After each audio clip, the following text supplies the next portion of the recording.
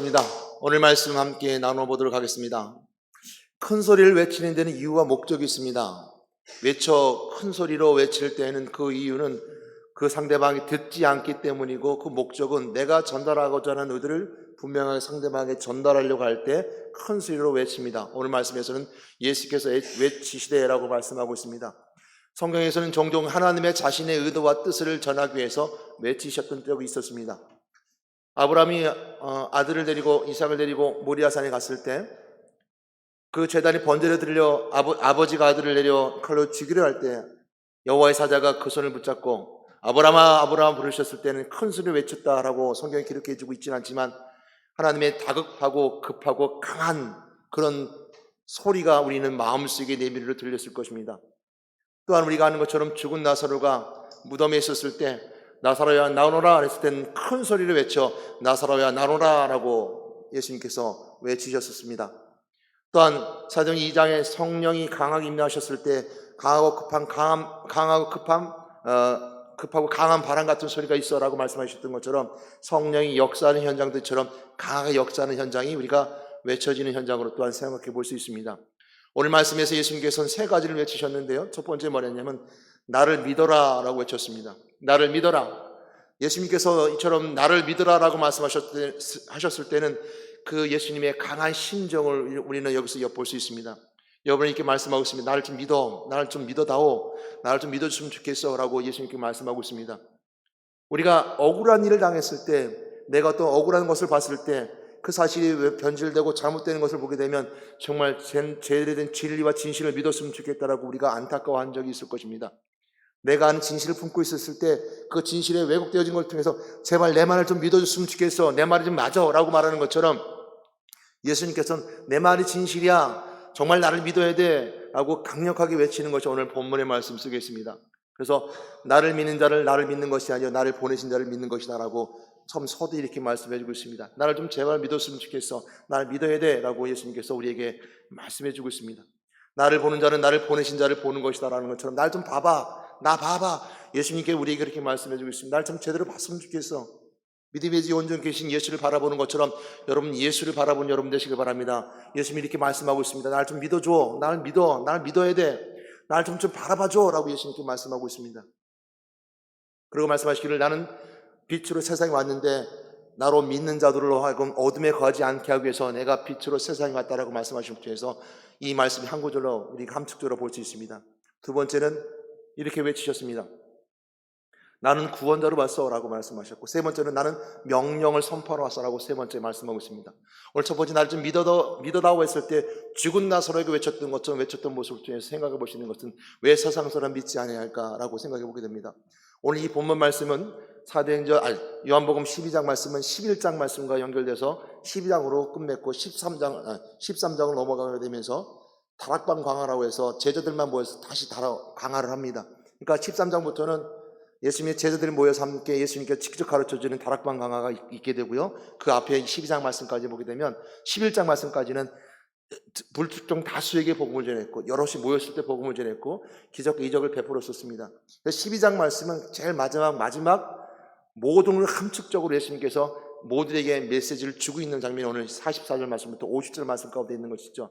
그러면 나를 좀 믿어도 나를 좀 바라봐 했던 것은 지금 앞장이 1장부터 11장까지 또 12장 이 44절 앞절 말씀까지 나왔던 여러 가지 내용들, 그 믿음에 대해서 얘기하는 사람들에게 대해서 강력하게 얘기하고 있었습니다. 다시 말하면 이 앞에 보게 되면 예수님께서는 기적을 베풀었음에도 불구하고 그들은 믿지 않은 것을 보게 됩니다. 요한복음의 특징 중에 하나는 뭐냐면 7가지 기적이 베풀어지게 되는데 제일 처음은 물로 포도주를 만드는 그 기적을 통해서 지금 마지막 예수 그리스도가 죽으시고 부활하신 사건이 마지막 7번째 기적이라면 6번째 기적이 오늘 죽은 나사로가 살아나는 장면이 바로 10장 11장 말씀에 나오게 됩니다. 오늘 10장 11절 말씀을 통해서 12장 말씀 오늘처럼 44절 말씀, 나를 좀 믿어, 나를 믿었으면 좋겠다 하신 말씀이 왜 이렇게 나오게 된 배경인가 한번 생각해 보게 된다면요, 베다니의 형제가 있었습니다. 마리아 마르다와 나사로가 있었는데 이 베다니에 오빠 나사로가 죽게 된 소리를 듣고 나의 사랑하는 그 나사로를 살리기 위해서 예수님께서 그 유대 지역으로 들어가게 됩니다. 그 소식을 듣고 예수님께서 나사로가 잔다라고 말씀하시고 그 죽었다는 소리를 들은 나사로에게 가게 되는 유대 지역은 예수님께서 가게 되면 돌에 맞을 수 있고 어려움을 당할 수 있음에도 불구하고 제자들이 말려임에도 불구하고 그 유대 지역을 가게 되며 베다니 지역에 이르러서 죽은 나사로를 살리게 됩니다. 마르다가 예수님을 영접하게 되고요. 그 다음에 마리아가 영접하게 됩니다. 그 앞서서 죽은 나사로를 살리게 되는 과정 속에 있게 되면 죽은 이 나으리 된 나사로에게 가서 그 시체가 썩는 냄새가 나는 그 앞에 가서 예수님께 맞춥니다. 나사로에 나오너라 그럽니다. 나사로 나오는 말을 듣고 그 나사로가 죽었음에도 불구하고 나와서 동인 상태로 다녔다 그랬고 또 풀어 나와 돌아라는 말씀을 통해서 죽은 나서 살아나게 됩니다. 얼마나 놀라운 기적입니까? 오늘날도 마찬가지로 죽었던 사람이 살아난다면 얼마나 기적 같은 일이겠습니까?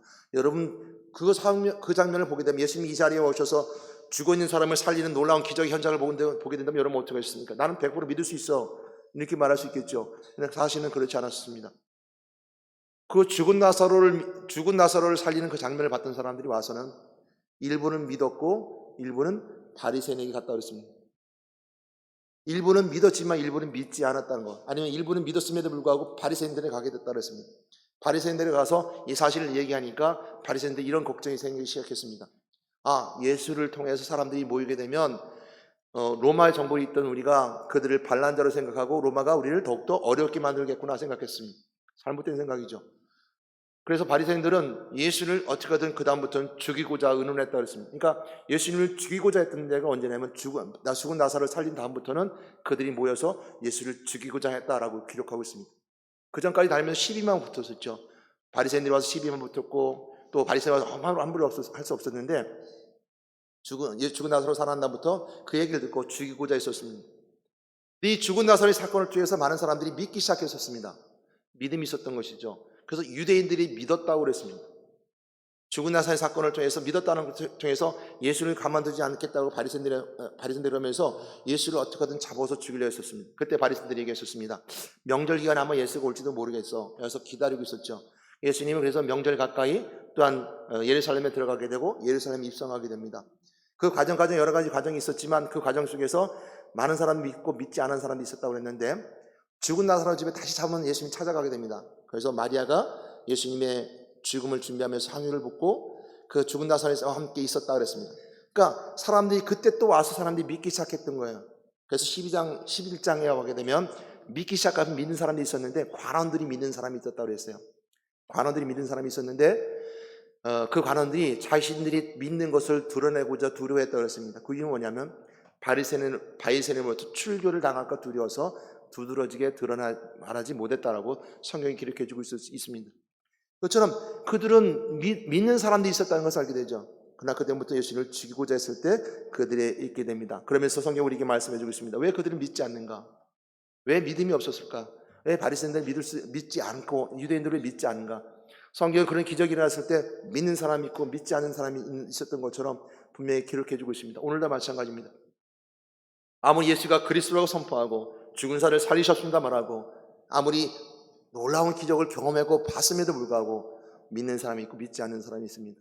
왜 그들이 믿지 않을까요? 한다면 성경은 오늘 본문 말씀 가운데 앞서서 보게 되면 이사야 말씀을 통해서 설명해 주고 있습니다.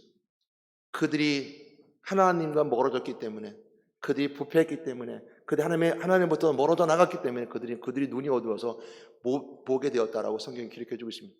이사의 말씀을 통해서 스라천서의 말씀을 통해서 이사를 통해서 주를 보게 되는 여러 가지 과정이 있게 되지만 그들이 믿지 않은 이유는 그들이 타락했기 때문이다라고 말씀해 주고 있습니다. 오늘 나를 믿어라고 나를 믿는 건 나를 믿는 것이 나를 믿는 것은 나를 믿는 것이 아니라 나를 보낸 자를 믿는다라는 말씀처럼 나를 보내신 분을 믿는다는 것처럼 우리의 믿음의 대상은 하나님입니다. 우리가 누구를 믿어야 된다 그러면 예수를 믿는 것이 아니라 하나님의 믿는 믿음의 대상이 되는 것입니다. 오늘 예수님께서 이 시대에 오늘 유대인들에게 말씀하고 있는 것은 지금 내가 너희들이 보고 있는 육체에 있는 예수를 너희들이 믿는 것이 아니라 나를 보내신 하나님을 믿는다는 의미는 너희들은 내가 곧 하나님이요 내가 또한 그리스도이며 내가 또한 너희들이 본 대로 그 하나님이다라고 설명해 주는 내용도 바로 그 부분입니다. 나를 믿는 자는 나를 믿는 것이 아니라 나를 보내신 이를 믿는다는 것은 바로 그런 의미가 있는 것처럼 우리 믿음의 대상이 분명히 하나님을 알게 됩니다. 우리는 세상에서 보게 될 사람들이 이렇게 말합니다. 믿음은 다 똑같아요 라고 하는 경우 보게 됩니다. 제가 무속장에 나가서 대부분 하는 말이 그럽니다. 믿음의 대상이 다 똑같습니다 라고 말합니다. 여러분 저도 묻겠습니다. 여러분 믿음이 다 똑같습니까? 그렇지 않습니다.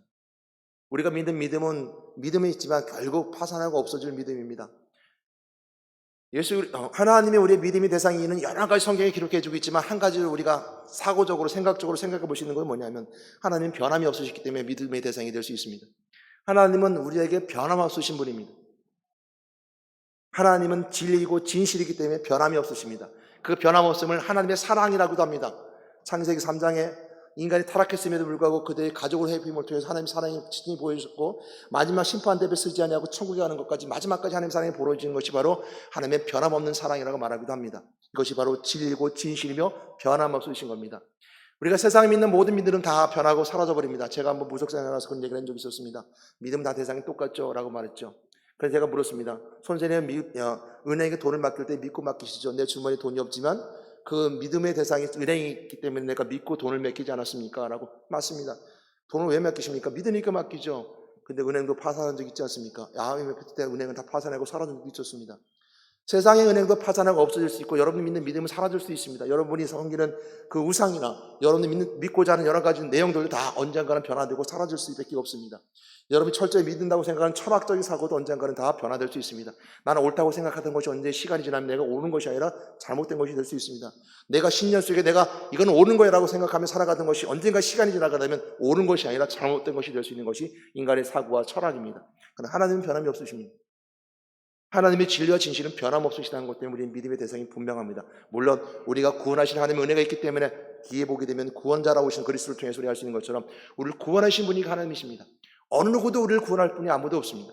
내가 구원받는다 하더라도 그 구원은 잠시 일시적 뿐이요 세상이 우상 숭배하고 세상의 것들로 구해지는 것은 잠시 일시적 뿐이요 우리가 어느 것도 구원할 수 없지만 내 영과 육을 구원할 수 있는 분은 오직 하나님 한 번뿐이라는 걸 믿을 때 우리는 구원자 하나님을 믿을 수 있는 것이고 우리 믿음이 대상이 되시는 것입니다. 그것은 예수 그리스도를 통해서 믿은 믿음을 통해서 하나님을 믿음의 대상이 분명히 되는 것이고 오늘 본문 말씀도 그 말씀하고 있는 겁니다. 나를 좀 믿어라. 나를 믿는 것은 나 지금 너희들이 본 것처럼 바리새인들이 말하는 육체의 삶을 사는 내 예수를 보는 그 믿음이 아니라 나를 보내신 하나님이 있는 것이야 라고 그들에게 말하고 있습니다. 유대인들에게 바리새인들에게 그 얘기를 하고 있는 겁니다. 나를 믿는 것은 바로 그래 하나님 믿는 것이야. 나를 보는 것은 하나님 보는 것이야 라고 말하고 있습니다. 여러분 오늘 본 말씀 속에 나를 보는 것은 하나님 본다는 것은 바로 하나님의 형상, 하나님의 속성과 하나님의 성품을 우리가 믿는다라고 말할 수 있습니다. 우리가 나를 본 거로 예수 그리스도가 하나님이 인간의 몸을 이끌어 오신 예수 그리스도의 삶으로 우리에게 보여준 삶이 바로 우리 하나님의 성품입니다. 그 성품과 성격은 우리가 십자가 길로 우리가 분명히 보여주고 알게 됩니다. 예수님께서 우리에게 보여준 하나님의 성품은 하나님의 사랑에 증거되는 십자가의 길입니다. 누구든지 나처럼 이 십자가 길을 따라가는 자들에게 하나님의 형상과 하나님을 볼 수 있는 것이죠.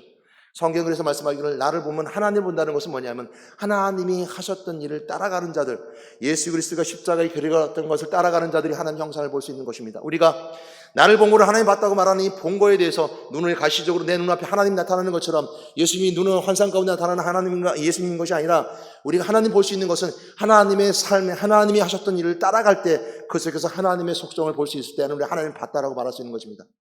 그러게 나를 본 자는 하나님을 봤다고 했고 나를 본 자는 나를 보낸 자를 봤다라고 분명히 성경 오늘 본문에서 우리에게 말씀해 주고 있는 것입니다.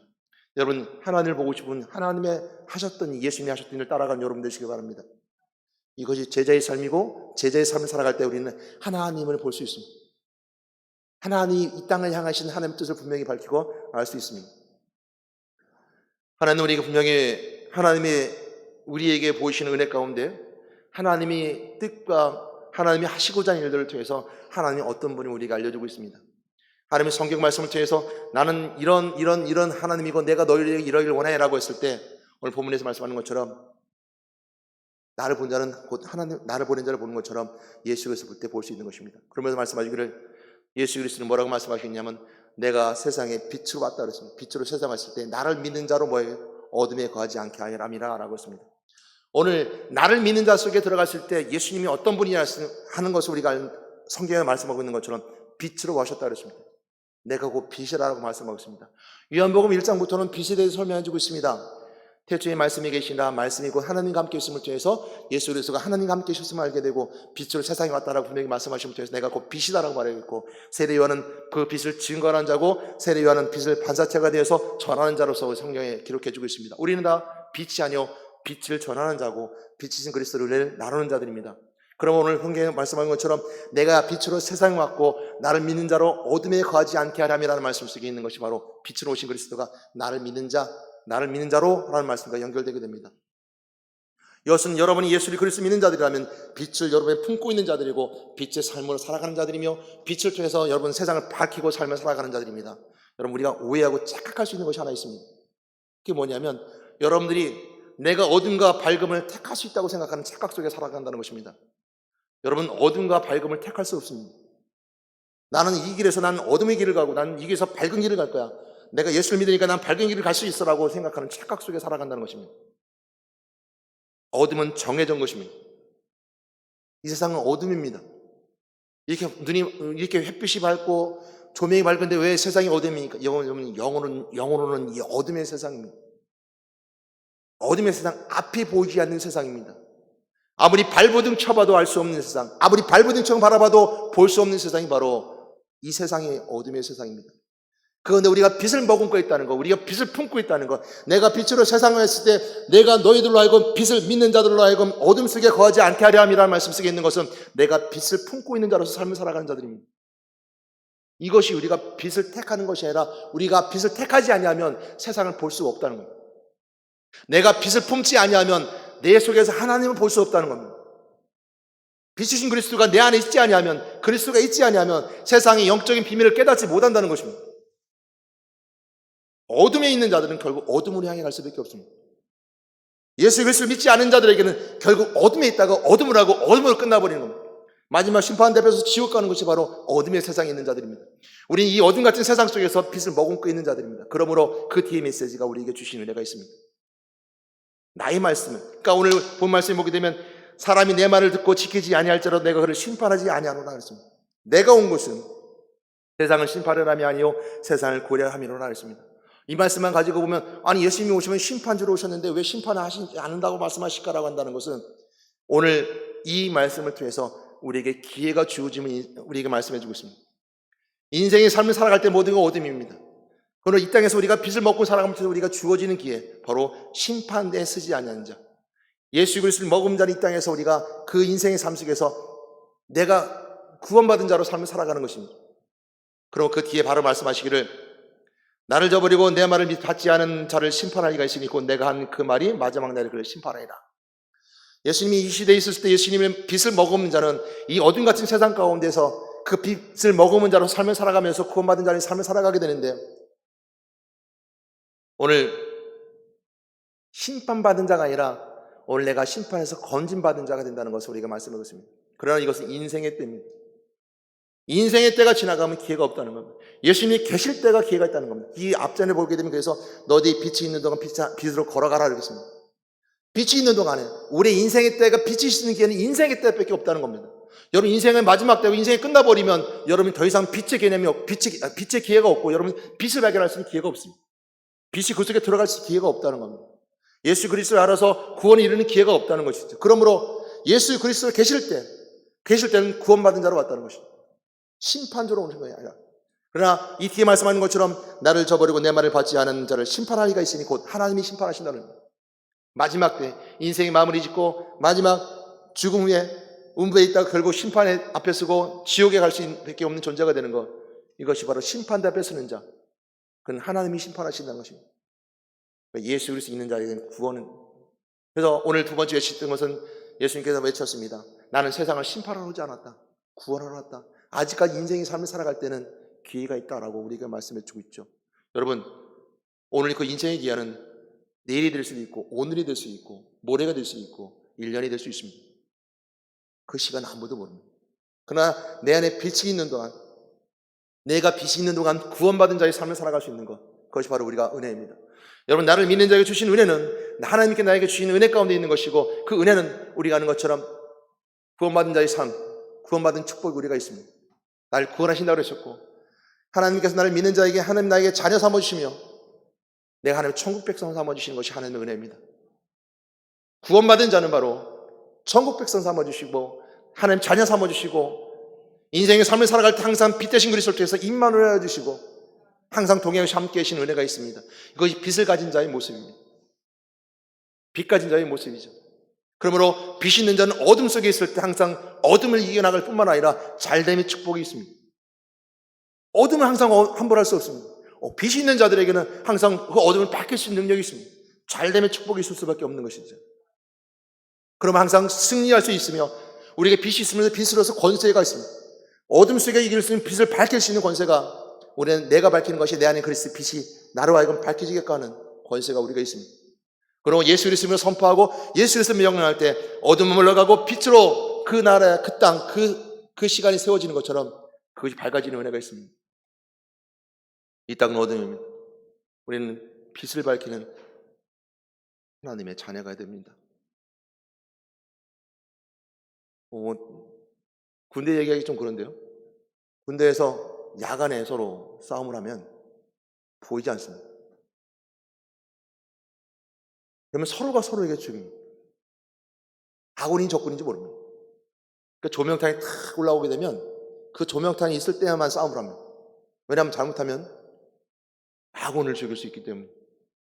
그리고 총을 쏠 때도 앞에 예열탄이라고 해서 먼저 빛이 나가는 탄이 먼저 끼워집니다. 5발에 한 발씩 들어갑니다. 그러니까 내가 쏘는데도 어디를 쏘는 줄 알고 쏴야 됩니다. 그러니까 내가 총을 쏠 때 어디로 날아갈지 모르면 내 아군에게 향해 갈 수 있죠. 그래서 5발에 한 발씩은 앞에 먼저 빛을 쏘는 탄을 쏩니다. 그래서 내가 쏘는 방향을 알죠. 그럼 인생은 이처럼 조명탄이 켜지지 않은 어두컴컴한 땅에서 우리가 싸우는 이 현장 가운데 서로가 서로를 죽이고 서로가 자기 편이 남의 편인지 모르고 살아가는 인생 속에서 우리는 빛 가진 자로서 분명하게 싸움의 대상을 알고 무엇을 위해서 싸워야 되며 내가 누구를 사랑해야 되며 어떤 것을 품어야 되며 어떤 것을 가지고 살아가야 되며 어떤 신앙생활을 해야 될 줄 아는 사람들이 바로 빛을 가진 자의 신앙생활하는 자의 모습입니다. 오늘 성경은 이렇게 말씀하고 있습니다. 나는 빛으로 세상에 왔나니 물은 나를 믿는 자로 어둠에 거하지 않게 하람이라. 이렇게 말씀하고 있습니다. 그리고 나는 구원하러 왔다. 너를 심판하러 온 것이 아니다. 구원할 자는 마지막 때에 심판 따위에 서게 되는 하나님이 너를 심판할 것이다. 그러나 너의 인생 때의 삶을 살아갈 때는 그때까지는 내가 빛으로 있기 때문에 빛이 있는 동안 너는 그동안 기회가 있을 것이다 라고 이렇게 말씀해 주고 있습니다. 기회는 많지 않습니다. 세 번째, 이렇게 말씀하셨습니다. 내가 내 자유를 말한 것이 아니요 나를 보내신 아버지께서 내가 말한 것과 이를 것을 친히 명령하여 주셨으니 나는 그의 명령이 영생인 줄 아노라. 그러므로 내가 이런 것은 내 아버지께서 내게 말씀하니 그대로라 하시니라 하고, 세 번째, 나는 명령, 내 자유로 내 스스로 할 말은 아니라 나는 명령받은 대로 말할 뿐이다. 이 명령받은 대로 말할 뿐이라는 것이 예수님께서 우리가 하나님과의 관계 속에서 이처럼 명령하는 자와 명령을 받는 자의 관계라고 생각하면 여러분 오해입니다. 오늘 이처럼 명령이라 말하는 것은 뭐냐면 하나님이 하신 성부가 하신 일을 예수님께서 순종하고 가는 모습을 이처럼 명령을 따르는 자, 그 말이 이루어지는 자로서 오늘 예수님께 우리에게 말씀해 주고 있습니다. 성부, 성자, 성령은 요한복음에서 삼위일체가 잘 드러나는 부분이 바로 요한복음이기도 합니다. 요한복음 3인체 잘 드러나면서 요한복음 1장에 보게 되면 이 셋의 관계가 서로 사랑의 관계로 교통한다라고 설명해 주고 있습니다. 물론 풀이에 사는 관계가 있어요. 그러나 서로가 서로 관계 속에 있다라고 성경은 말씀해 주고 있습니다. 오늘 하나님과 성자의 관계 속에도 마찬가지입니다. 명령하는 자와 명령을 받는 자의 관계가 아니라 지금 예수님께서는 하나님께서 하셨던 그 명령하셨던 그 길을 내가 순종하면서 간다는 겁니다. 이것이 바로 예수님께서 가셨던 십자가의 길입니다. 그 길을 가야지만이 우리를 위해서 하나님께서 구원의 길을 열어주시고 그 길을 완성하기 때문입니다. 하나님께서 인간이 몸을 이 땅에 오심부터 성육신 하심부터 해서 그 성육신 사건을 통해서 하나님께서는 분명히 하나님 뜻을 이루고자 하나님 직접 이 땅에 오셨고, 사람의 언어로 알 수 없는 그 세계, 그 영적인 세계를 알기 위해서 하나님께서 친히 우리에게 그 언어로 말씀하신 것이 바로 성령의 사건이고 성육신의 사건이고, 성육신의 사건을 통해서 그 십자가의 길을 걸어감을 통해서 우리에게 분명히 구원의 길을 알려주시고 구원의 길을 먼저 열어주셨던 것처럼 그 십자가의 길을 걸어가는 자들에게 주신 은혜 가운데 오늘 순종하여 가는 예수님의 모습을 우리 이 삶 속에서 발견하게 됩니다. 예수님이 그렇게 삶을 살아라고 우리에게 말씀해 주고 있습니다. 오늘 세 가지의 명령을 말씀하고 있습니다. 나를 믿어라. 두 번째, 나는 구원하러 왔다. 세 번째, 나는 순종한다. 순종의 삶을 살아라. 그러면 너희들도 순종의 삶을 살아야 된다라고 예수님께서 우리에게 말씀해 주고 있습니다. 오늘 여러분들에게 이 세 가지 외침 속에서 여러분 어떤 음성을 들으셨습니까? 여러분 들려주는 음성이 어떤 음성을 들으셨습니까? 죽은 나사로가 사람들에게 복음을 전하는 중요한 계기가 됐었습니다. 그래서 유대인들을 막 찾아왔었죠. 유대인들이 막 찾아왔었는데요. 유대인들이 찾아와서 한 무리는 믿는 무리가 있지만 믿지 않는 무리가 있었습니다. 그러나 예루살렘에 들어갔을 때, 예루살렘에 입성했을 때 사람들은 호산나 다윗의 자손이라 말하면서 그걸 예수님을 높였습니다. 왜냐하면 예수님이 그만큼 자신들이 원했던 정치적 왕의기를 바랬기 때문이죠. 그런데 예루살렘 입성한 후에 누가 그 예수님을 찾아왔냐면 헬라인들이 찾아왔다 그랬습니다. 헬라인들이 찾아왔는데 헬라인은 이방인이었고 또한 빌립과 안드레가 헬라인을 초청하는 중개 매매계 역할을 합니다. 빌립과 안드레는 헬라식 이름입니다. 빌립과 안드레는 헬라식 이름인데 그 관계 속에 있을지 어쩔지 모르겠지만 헬라인들이 찾아옴을 통해서 예수님이 뭐라고 말씀하시면 내 때가 가까웠으면 그 헬라인이 옴을 통해서 이 하나님 영광이 드러날 때가 가까웠음을 이제 그 예수님이 말씀하십니다. 왜 이게 중요하냐면요. 요한복음에서는 때입니다. 내가 아직 때가 이르지 않았다 그랬어요. 기적이 일어날 때보다 놀라운 일이 일어날 때보다 아직 내 때가 일어날지 않았어. 그러니까 가나안 온 잔치에 물과 포도주를 만들었을 때 마찬가지로 내 때가 아직 이르지 않았습니다라고 얘기했죠. 그러니까 난 때가 안 됐습니다라고 하는데 예루살렘에 입성하고 헬라인이 찾아왔을 때는 내가 하나님께 영광을 올려드릴 때가 이르렀다 이렇게 말합니다. 헬라인은 이방인이었었고 헬라인이 왔음을 통해서 이방인이 찾아온 것에 대해서 이제는 예수님이 하신 일이 그 유대인에게 있는 것이 아니라 세상을 향해 나가겠다는 이런 전초적인 모습을 통해서 하나님 영광을 돌릴 때가 이르렀다라고 말씀하고 있으면서 그 마음 다음에 하나님 영광 돌리는 메시지 가운데 큰 소리가 울렸다고 그랬습니다. 큰 소리가 울렸는데 그 큰 소리가 울렸을 때 어떤 사람은 그 소리를 듣고 어떤 사람은 듣지 않았다고 그랬습니다. 어떤 사람이 들었다는 것은 영적으로 민감한 사람들입니다. 어떤 사람은 듣지 못했다는 것은 그들은 영적으로 무딘 사람들입니다. 하나님 영광이 드러나서 큰 소리가 천둥 소리가 울렸다라고 성경은 이렇게 말씀을 주고 있거든요. 그 말씀이 12장 28절 말씀부터 있습니다. 한번 그래도 찾아보도록 할까요?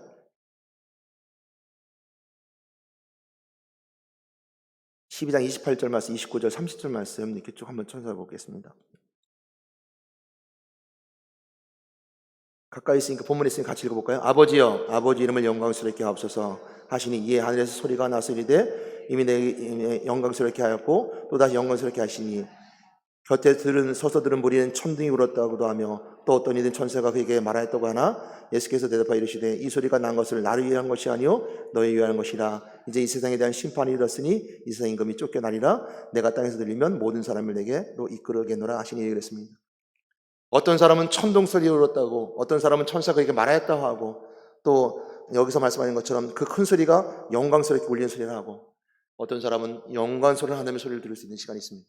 오늘 예수님께서 외칩니다. 마지막 12장 1장부터 12장 말씀까지는 세상을 향해서 예수님께서 기적을 베풀고 또 세상에 대해서 나는 나는 빛이야, 나는 포도나무야, 나는 선한 목자야 라고 설명하면서 사람들에게 복음을 전했고 그들에게 믿음을 강요했지만 그들을 믿지 않은 사람들이 있었고 믿음에 떠난 사람이 있었고 믿는 사람이 있었던 것처럼 그랬을 때 마지막 12장 마지막 심판에 대해서 말씀하시면서 마지막 권면하고 있습니다. 그리고 13장에서는 제자들과 함께 다락방 강하고 하위에 성만찬 위에 그리고 세속기 위에 성만찬 위에 그 십자가 길을 걸어가십니다.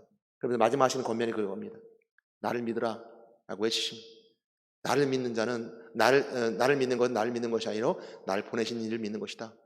나를 보는 자는 나를 보내신 이를 보는 것이다. 나는 빛으로 세상에 왔으되 나를 믿는 자로 어둠에 거하지 않게 하렴이라 라고 분명히 말씀하고 외치고 있습니다. 여러분 어떤 음성을 듣습니까? 어떤 소리를 듣습니까? 저는 여러분이 예수님의 영광의 음성을 듣는 여러분 되시길 바랍니다. 여러분 들려는 음성이 환상까지 들려는 음성이 아닙니다. 병호야 들려는 음성이 아닙니다. 오늘 예수님께 말씀하셨던 그 그리스도의 은혜, 내가 빛 가운데 있던 그리스도의 은혜, 하나님 떠난 자 하나님 만난 그리스도의 선자 역할, 또한 제사장의 역할, 왕의 역할을 하시는 그리스도의 은혜의 메시지를 듣는 것이 바로 우리가 믿음이다라고 말할 수 있습니다. 그 길만이 오직 하나님 만날 수 있는 것이고 구원에 이르는 길이기 때문입니다. 그러므로 나는 구원하러 왔다. 심판하러 오지 않았다.